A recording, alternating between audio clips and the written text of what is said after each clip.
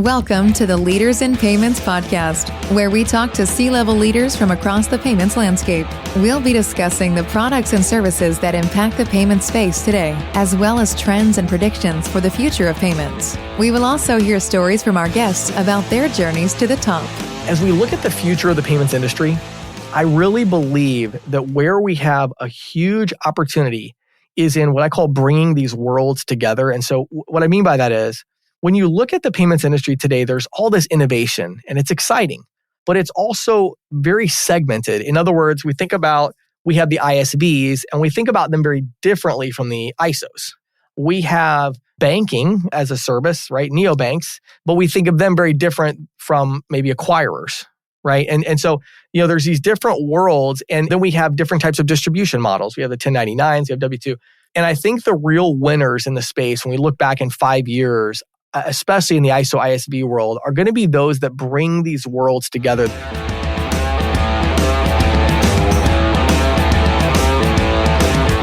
That was James Shepard, the CEO of CCSalesPro, and he is my special guest on this episode 280 of the Leaders in Payments podcast, and I'm your host, Greg Myers. James has a thriving group of companies, including CCSalesPro, ISO AMP, CC Storage, and of course, many of you know him as the co-host of the Merchant Sales podcast. James discusses the top 3 trends he sees in the payments industry and how ISOs and ISVs should look at these trends. We also talk about his professional and personal passions, his faith and family, podcasting, and much, much more. We've got a great episode ahead, so let's get started.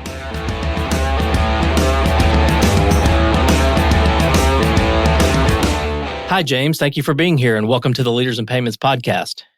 Thanks, Greg. It's a pleasure. Appreciate you having me on today. Absolutely. So let's dive right in. If you don't mind, tell our audience a little bit about yourself, maybe where you grew up, where you went to school, where you currently live, and if you don't mind, maybe touch on how you got involved in the payments industry.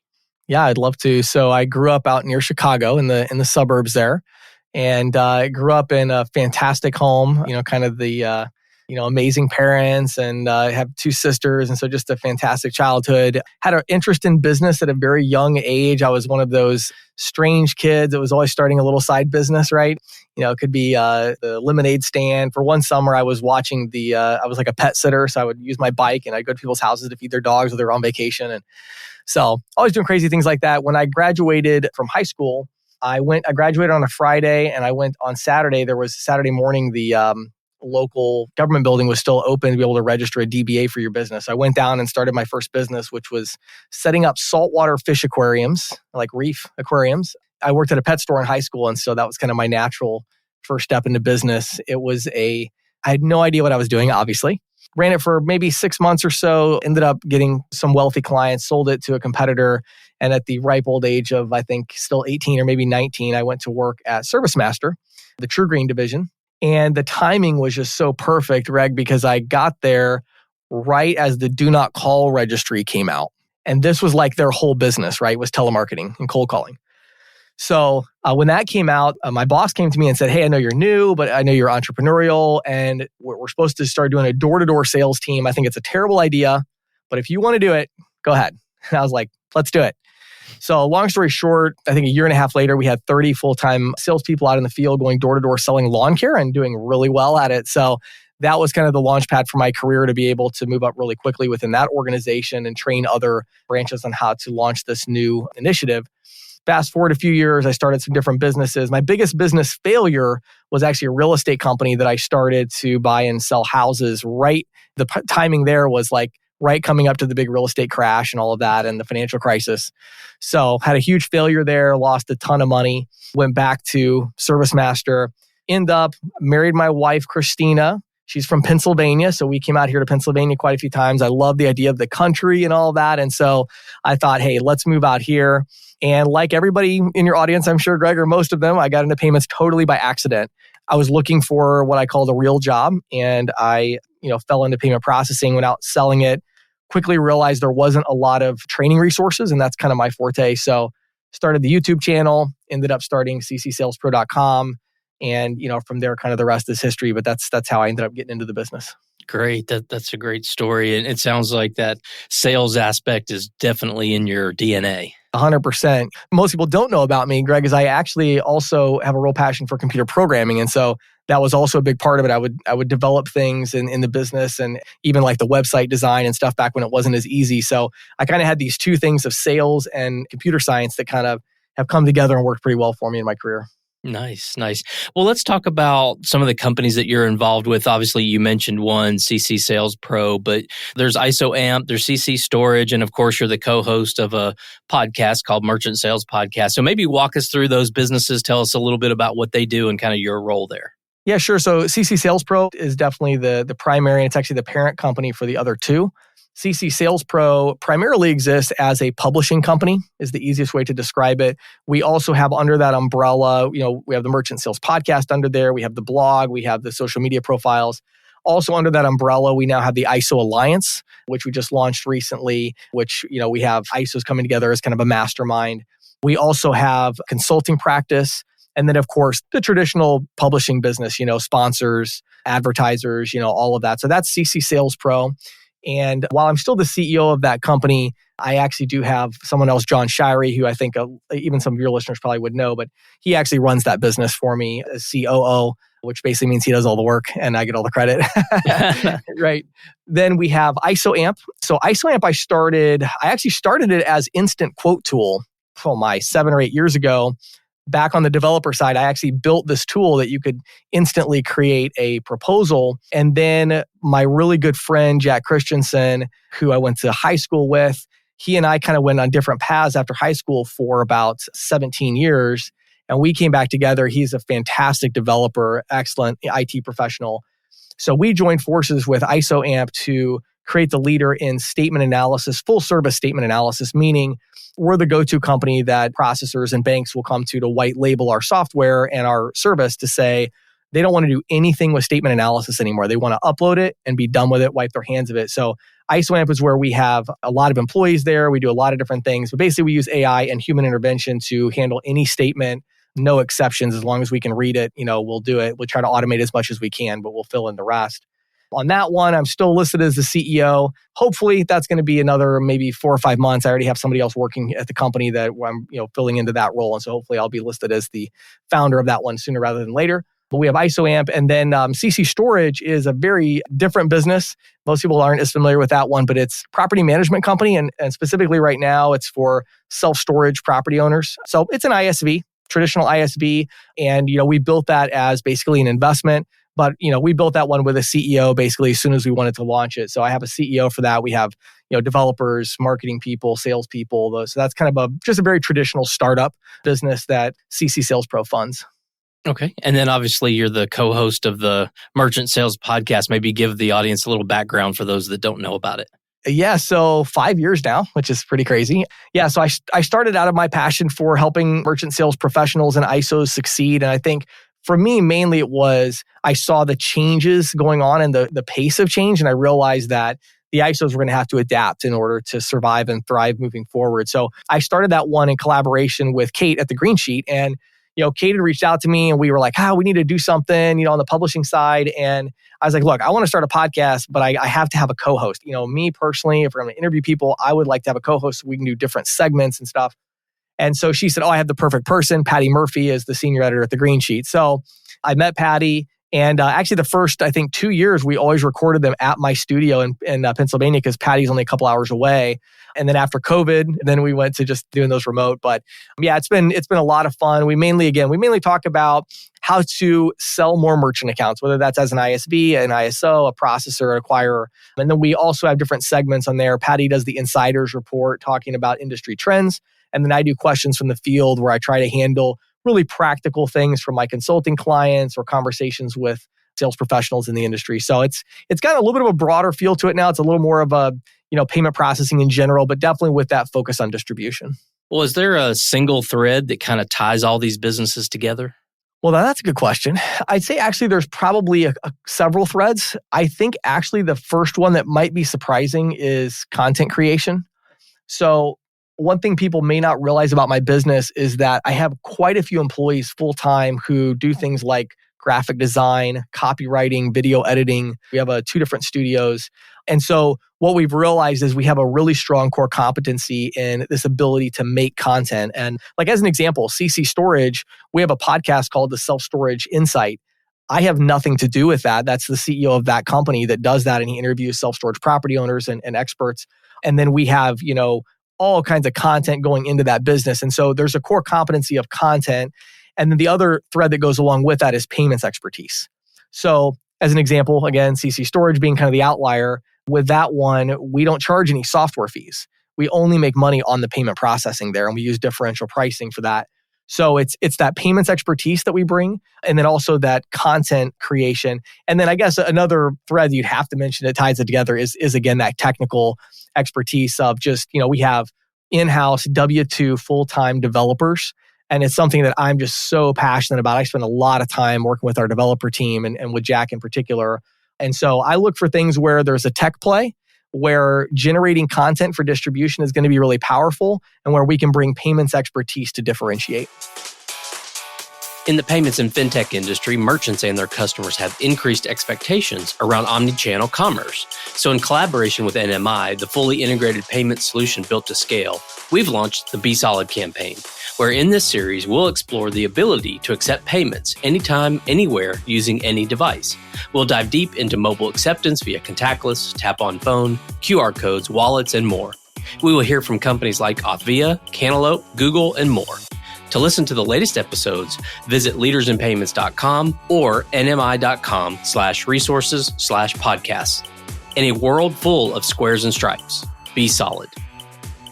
Well, let's turn to the payments industry. And when you look at the space that we're in, and obviously since you're very in it and you have a podcast, so you're creating a ton of content, what do you see as kind of the top 3 trends right now?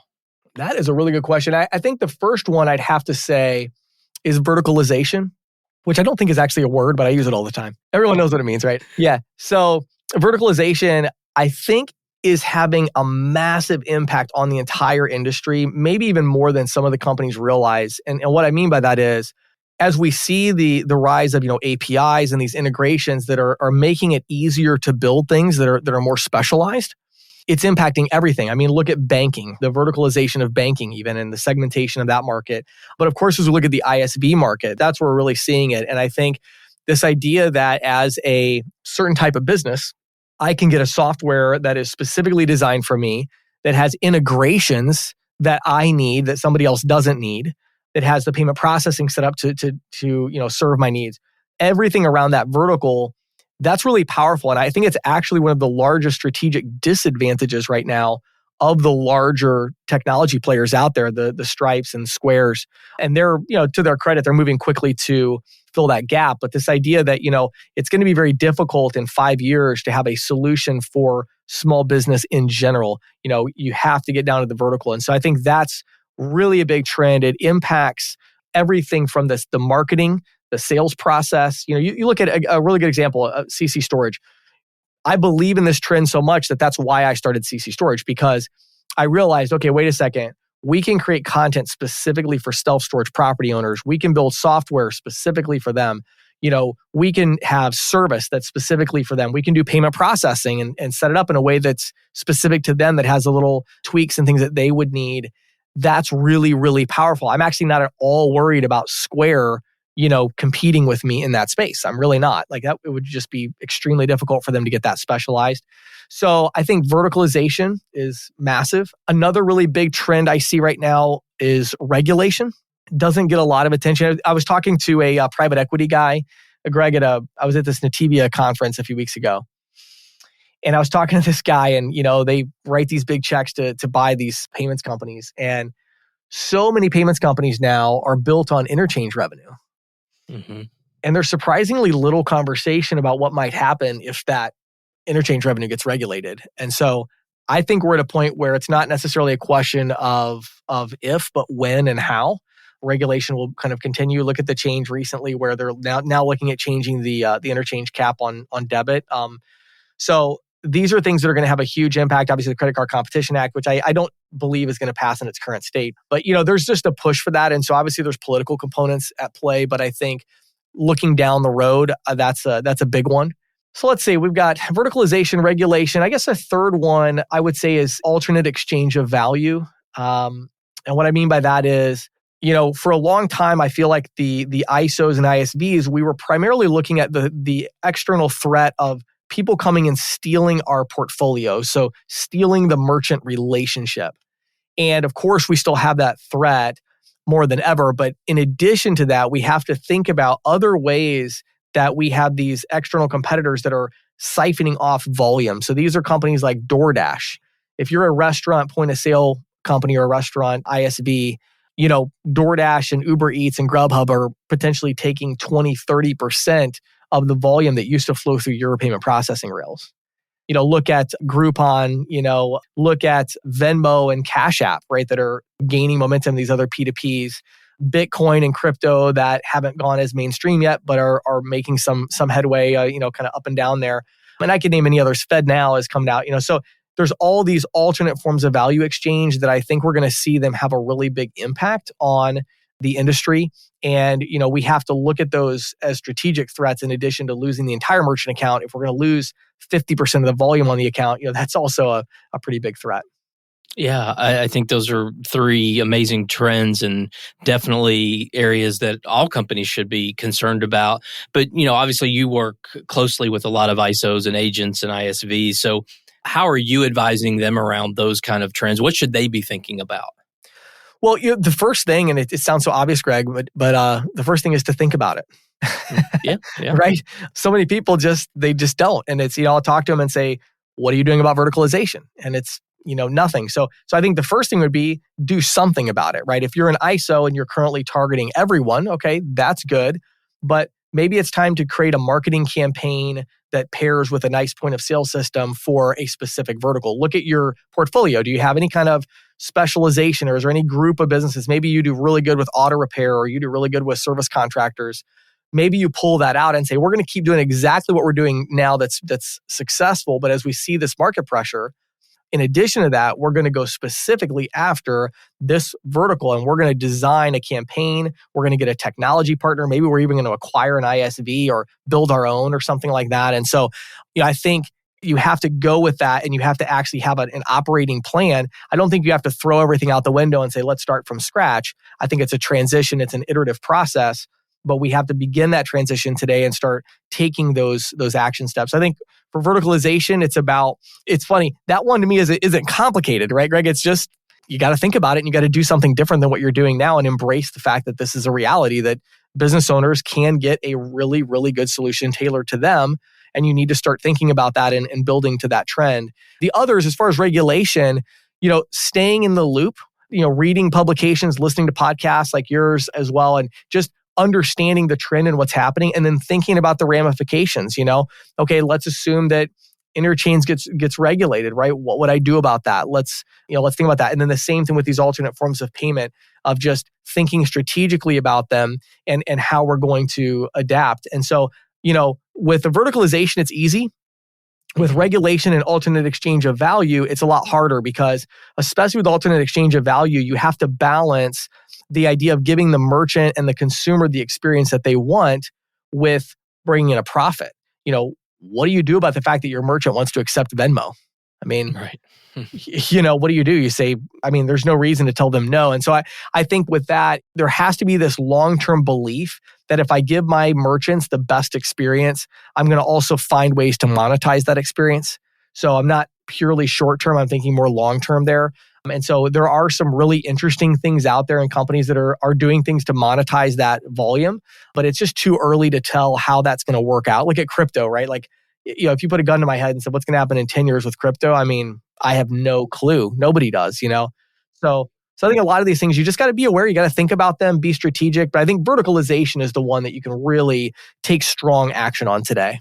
All right. Well, let's turn back to you for a minute. What are some things you're passionate about? Maybe one professional passion and one personal passion. Yeah, on the professional side, Greg, it's just so interesting to me. As your career evolves and as you're blessed with success and things like that, you just start to care about different things. Today, what I care about is, in the business side, is I care about people selection and training people, developing people. That's the whole game. Like I said, I mentioned I have somebody right now who I'm kind of working with and to get to the point where she's ready to become CEO of ISOAMP. And, that's a huge thing to me. Working with people like John, working with the CEO of CC Storage, and then all the other employees we have at our company. We have a pretty big team of salary employees here. And so that's where I put my time as far as the business. And that's what's I'm most passionate about. I love seeing people take responsibility and then coaching them and mentoring them and seeing them really just run with that and even do more than I would be able to do with it because they develop that expertise. So people selection. The other thing is really it's about capital allocation. It doesn't sound sexy or whatever, but it's the truth. I mean, when you get to a certain point in business, it's about where are you going to put your money? We don't use outside capital other than some, minor debt here and there, but we don't have investors with any of these businesses. And so, we have to be very careful. I think that's one of the advantages we have, but also a disadvantage. So we have to look at that and say, okay, we have to be really intentional about what we're going to do with our money and where we're going to put it at. So it's about capital allocation and people selection and training. That's where I spend all my time basically with the business other than, making content and giving back in that way. Because I do love the payment space. It's kind of gotten in my blood now. It's 14 years and, I can't stop thinking about it and I love it. So I think that's crucial. Other things people might not know. I mean, I'm very much a committed Christian, very involved in my church. Actually, I came back from the church office today to do this recording. So I lead the youth group at our church right now. And we have about 35 or 40 teens that come to our youth group. And so I'm super involved in the church there and have been in some way or another and really involved in that type of ministry work for 20 years. And so that's the other thing I'd say on the personal side. And of course, I mean, all of that is trivial compared to my family. I have my wife, Christina, and I've been married for 16 years, madly in love with each other. I have a fantastic relationship. And then I have 4 kids. I have a 13-year-old, 11-year-old, 5-year-old, and 3-year-old about to be 4. And so people are always like, hey, James, were you at that last show? Or it's like, no, I was putting my kids to bed. I was taking them to school in the morning. So I don't travel too much at this stage of my life because I just love being around my family and my kids and my wife. And I just have a super blessed life and I'm enjoying every minute of it. Awesome. Well, thanks for sharing that. I appreciate it. Well, let's pivot to something near and dear to my heart, which is podcasting. So I know this may be a challenging question to answer, but do you have a top maybe 2 or 3 episodes that you've done that you could talk about? Yeah. So since I asked you this question when I interviewed you on my podcast, I was ready for this one coming from you, right? So it is a very tough question, actually. I was looking through. I have to point out, as you did, actually, I have to point out the very first episode, which was setting your ISO apart. It was 5 years ago, and it was with my really good friend, Brian Kamstra. At that time, Brian was the president of Retriever Merchant Solutions, which they've since been acquired by Payrock and Jim Oberman there. And so one of the other episodes I did that was really, I thought, so interesting was actually with Jim Oberman after the acquisition. And we got to talk for a long time about where he sees the industry going, the integrated payments. So, the one with Jim Oberman is really good. And then the other one I have to mention, you brought it up on when I was interviewing you as well, but we had Obi Rawls. We've had him a couple of times in the podcast, and we talked about overcoming barriers to growth in payments. And we just went through kind of what are these barriers you face as the CEO of an ISO or an ISB, and Obi's thoughts on how to overcome them. So there's 3 of them that I found to be particularly interesting and great conversations to look back on. Yeah, it's hard, isn't it? I mean, it's really hard. I mean, you think that one was the best, and then you say, "Well, wait a minute, this one was good too." So it's really, challenging when you're sitting in this seat of where you're just absorbing the information, and then you often connect on a personal basis with some of these people as well. So it does make answering that question a challenge. Yeah, for sure. Well, I highly recommend that all of the listeners of my show also listen to yours. Merchant Sales Podcast is the name. Maybe tell everyone how they can learn more about the show. Yeah, sure. They go to CCSalesPro.com. Just click on podcast that's there. And of course, you can go on Spotify, SoundCloud, Apple Podcasts, wherever you like to listen to podcasts, and just look for Merchant Sales Podcast and you will find it right there. Well, James, we've covered a lot of ground so far. Is there anything else you wanted to cover before we wrap up the show? Greg, one thing I was thinking about is that as we look at the future of the payments industry, I really believe that where we have a huge opportunity is in what I call bringing these worlds together. And so what I mean by that is when you look at the payments industry today, there's all this innovation and it's exciting, but it's also very segmented. In other words, we think about we have the ISVs, and we think about them very differently from the ISOs. We have, banking as a service, right? Neobanks, but we think of them very different from maybe acquirers, right? And so, there's these different worlds, and then, then we have different types of distribution models. We have the 1099s, we have W-2.